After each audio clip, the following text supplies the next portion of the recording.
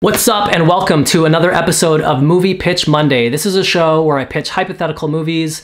In the past, I've done Nightwing, Miles Morales Spider-Man, Ready Player 2, Sly, Socrates, a bunch of other ones. And in today's movie pitch, I'm going to be pitching an Avatar 2, which I believe is slated to come out in December of 2020.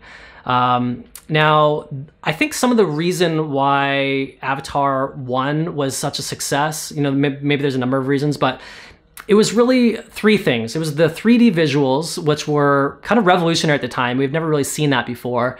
It was kind of the stunning imagery and the visuals, the new animals and the plant life. That was all kind of cool, and we haven't seen that before.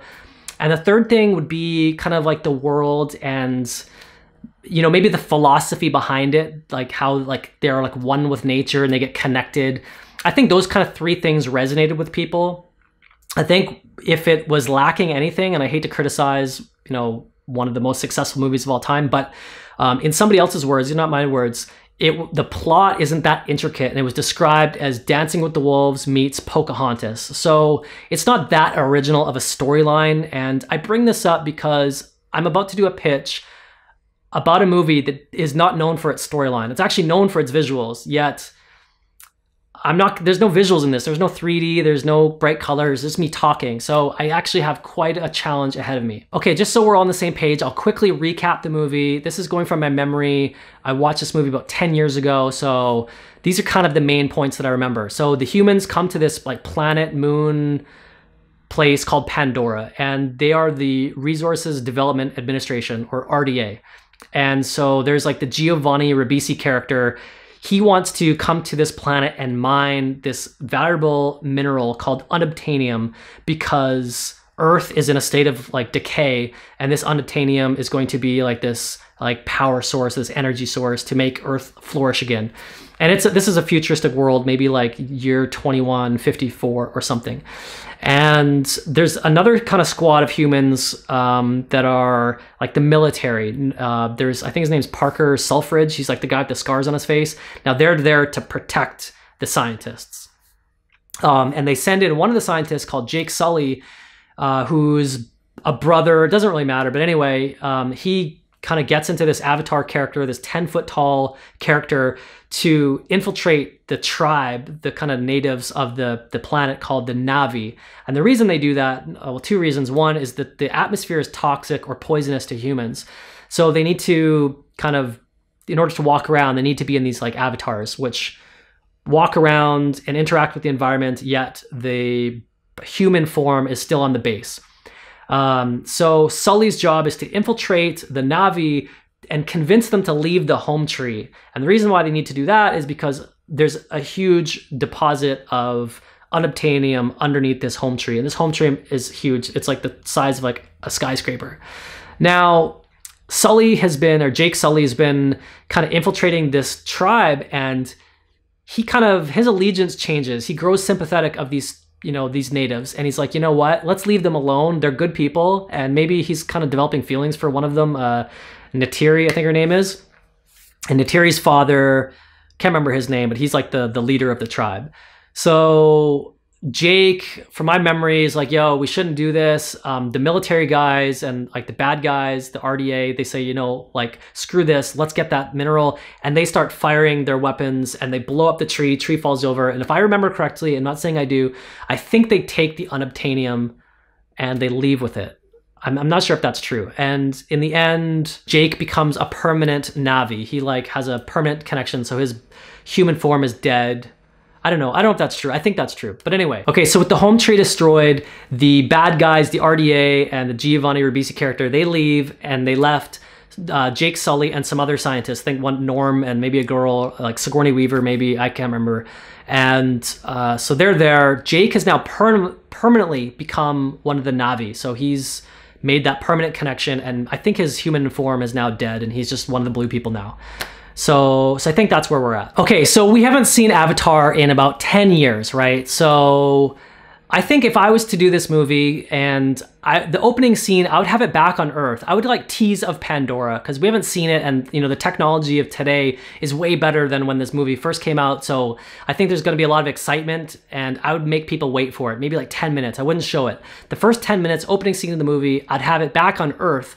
The ship has now landed on Earth. It's futuristic Earth, but like I mentioned, it's a state of like disrepair and ruin, and their goal is to use the unobtainium to kind of make Earth flourish again, and use it as an energy source.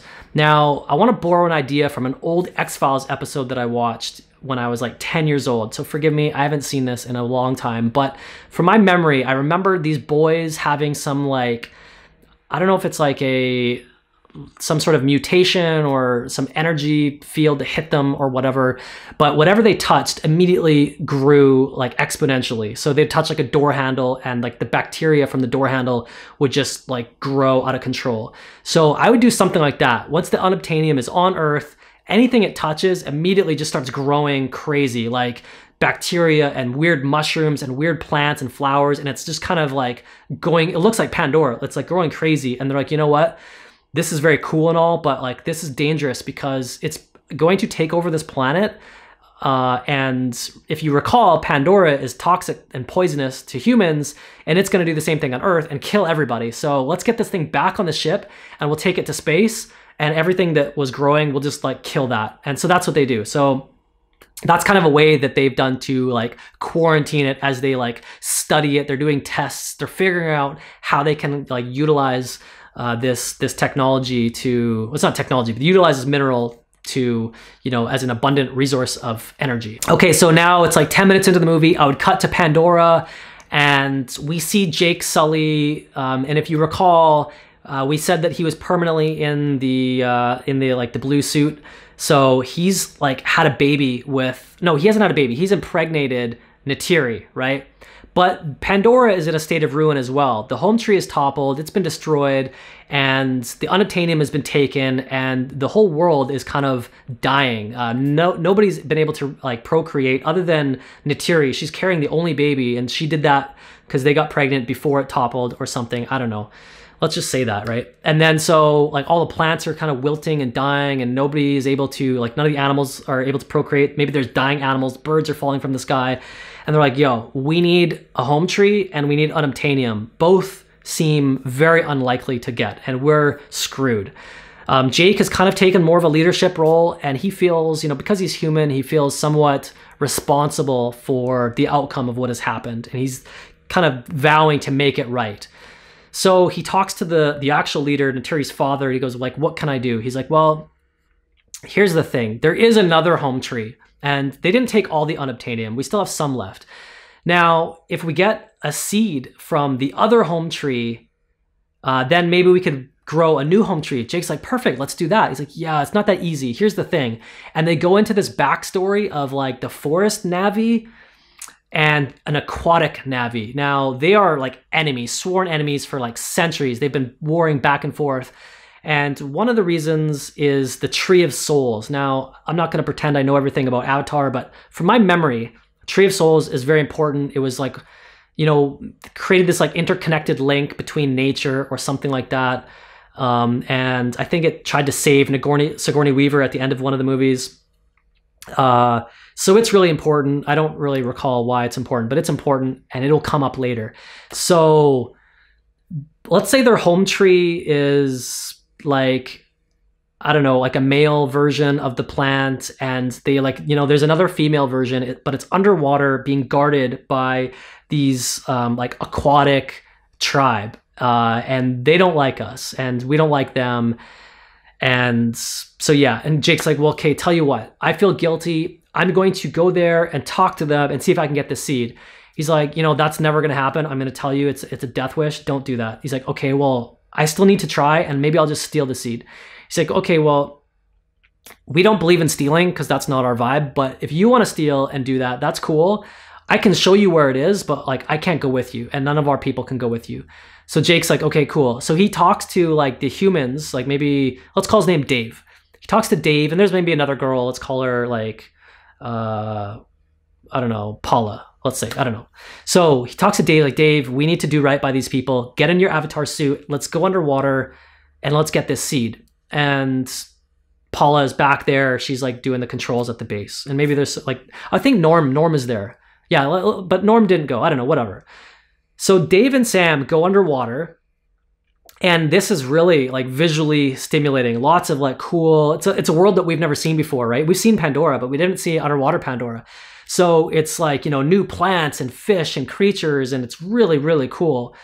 And there it is, the tree of life, this giant thing growing out of the bottom of this whatever ocean, and it's being guarded. These Navi come, and it's really suspenseful, like high stakes, suspense, thriller. And Sam grabs like one of the seeds, and like it's a race against clock to get back to the surface. People are chasing him, and they grab his foot just as he's about to escape, and they pull him back in. And he gives the seed to, it's like a big seed. This is why I'm doing this. He gives it to Dave. He goes, Dave, take it to the leader, like Naturi's father. He'll know what to do with this. And tell Naturi I love her and goodbye. And he's like, okay, no problem. They take Sam, and he's pretty much dead. So Dave has a little bit of a backstory himself. Dave has a wife who's a scientist who's back on the ship who has cancer. And unbeknownst to Sam and Norm and all the other, and Paula, Dave has made a side deal with the bad guys, because the bad guys have figured out the reason why unobtainium is kind of running amok and causing everything to grow so like exponentially is because they don't have a home tree. They need both, and they didn't know that. They just took the unobtainium, and they're like, we also need a home tree because a home tree stabilizes the unobtainium. So let's go back and get a home tree. But it doesn't really make sense to take a home tree. First of all, it's huge. You can't just take it out, bring it back in a spaceship and plant it on Earth. That doesn't make sense. But it does make sense to bring a seed back, and maybe they can figure out a way to grow it in a quarantine back on Earth. So what they really need is a seed. And wouldn't you know, Dave has a seed. So they make a trade. They're like, look, your wife is on our ship with cancer. We can solve her cancer with this unobtainium, but you have to give us the seed. And Dave's like, done, cool. So that's why he double crosses Sam. The RDA, the Resources Development Administration, and like the bad guy, the Parker Selfridge that got the scars, they come back to Pandora with all the unobtainium, with Dave's wife, and they're going to make a trade. Problem is, Paula, she kind of intercepts this message, or she eavesdrops or whatever. She knows that Dave is a bad guy, and like clubs him over the head, like ties him up or whatever, and sticks him in like a cell on the ship. Takes the seed and goes into an avatar and runs to the Navi tribe. So wait, maybe I skipped a step. I think, yeah, I think Sam, okay, no, I think Dave goes back to the tribe and he says, look, I didn't get the seed, and Sam's dead, and they're sad about that, right? Okay, so let's put that in before he goes to the ship. So the forest people, the Navi, they're pissed. They didn't get their seed. Sam's dead. He might be alive. They don't know. But against all their warning, they have to go down and talk to these people to either get Sam back or to get a seed. And because if they don't do that, the planet's dead, and like, what the hell? They have to try, right? So here we learn a little bit of the backstory about some of like their kind of war, the centuries war between the two tribes. And they're like, look, this tree of soul is the thing that we're kind of like the guardians, the protectors of, and they need it for whatever reason. Let's give it to them as a peace offering in exchange for Sam and a seed. I think they'll take that deal. So a couple of them go down there. They talk to the leader of the tribe, and wouldn't you know, they have Sam, and but they're not going to give the seed. And they're like, okay, we'll give you the plant for Sam, and they make that trade. And so they take Sam up, and he goes, okay, cool. Like we got me back. Thank you so much. You got the seed. Like everything should be good, right? It's like, what do you mean? We didn't get the seed. He's like, yeah, no, I gave it to Dave. I told him to give it to you. He's like, he didn't give it to us. He said that there was no seed and that you're dead. So like, oh, he double crossed us. So they're pissed. They go to the base to kind of get the seed from Dave. Meanwhile, Paula, she's clubbed your man Dave over the head, put him in quarantine, has taken the seed, and she's on her way back to the tribe to kind of tell them of the good news. She's got the seed. So they kind of miss each other, right? So as Sam and his kind of squad shows up, RDA and his homies all show up with their guns, and it's another epic battle, and nobody knows where the seed is, right? They're like, oh, I thought you had it. Oh, I thought you had it. You know, so there's a lot of casualties. There's a lot of, you know, a big battle ensues, and the aquatic people come up and they fight. Their allegiance is now with the forest people. They kind of, you know, rejoin forces after a century of you know, being at war, and they fight the bad guys and they defeat them. So at the end of the movie, we see, you know, all the bad guys apprehended. Maybe their ship is destroyed. The unobtainium is taken from the ship, put back in the ground. A new seed has been planted. A new home tree has been sprouted. Dave has maybe been forgiven or whatever. He's now back with his wife. She doesn't have cancer. And the forest Na'vi and the aquatic Na'vi have now formed a truce. They're kind of homies. The plant life is starting to kind of grow again and rejuvenate. Things start, like, you know, things that were like dim, you know, have that like iridescent fluorescent glow. I can't remember, like bioluminescence, I think it's called. It starts to kind of grow and grow brighter. Neytiri starts to feel her baby kick.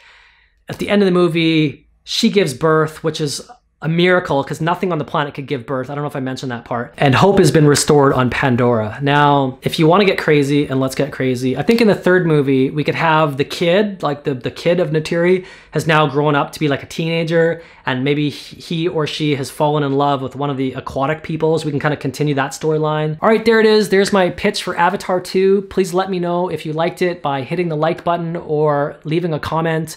And if you want to hear more pitches like this, please subscribe to my channel. And thank you so much for watching, and I'll see you next time.